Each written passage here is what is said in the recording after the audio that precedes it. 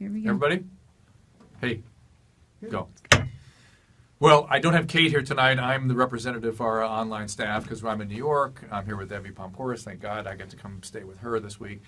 Hi, everybody out in Los Angeles. I'll be back there next week. But you know, we were just talking about how we felt good about this show tonight, and I'm saying we gotta pump unifying messages over and over and over again.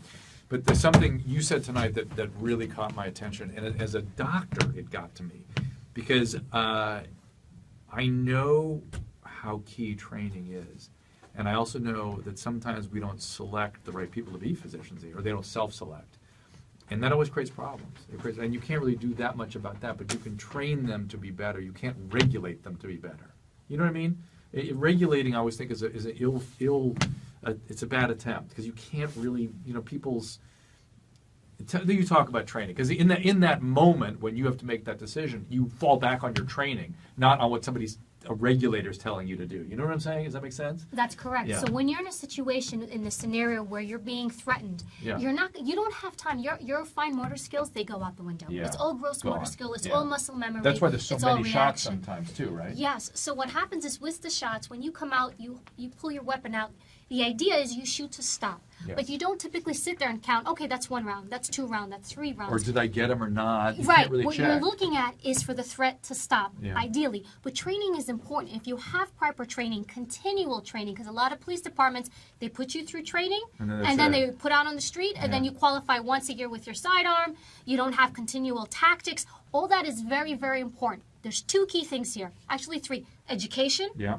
Educating our police officers, selecting them, being very selective, MMPI2, screening. It's a psychological exam. The personality profile. Very important. Interviewing people, understanding, going to people's homes, interviewing their friends and families, understanding who you are choosing to carry a gun, who you are choosing to give that power to. Because do people abuse that power? Absolutely. They may not start off that way. Yeah. But when you're given that power, some people, they start deviating the wrong way. And they get burned out, too. They get impatient and burned out, and they start taking sort of the path of least resistance. But no, am I giving them too much credit when I say that? You know what? They do get burned out, and they become tainted. As a law enforcement officer, when you're dealing day to day in with individuals who just lie to you, they despise you. Yeah. You know, Dr. Drew, It's gotta be hard. I want to say one thing. I remember when I went through the police academy, and I will never forget this. We were running here on the FDR, it's New York City Police Academy, and this is pre-9/11, so nobody liked law enforcement.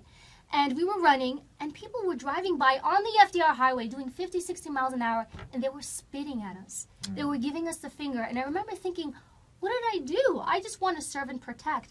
And then it's just that perception that a lot of people hate law enforcement, and we have to figure out why is that and solve that. Okay, well, we're going to have to leave that right there. But any ideas you have about how to solve that? And let's not, I don't want to hear a bunch of blame as to why it's happening. You've had a bad experience. I've had bad experience with police. I've had bad experiences. Yeah, but their job is got to be impossible. So how do we heal this and create more trust? That's the question.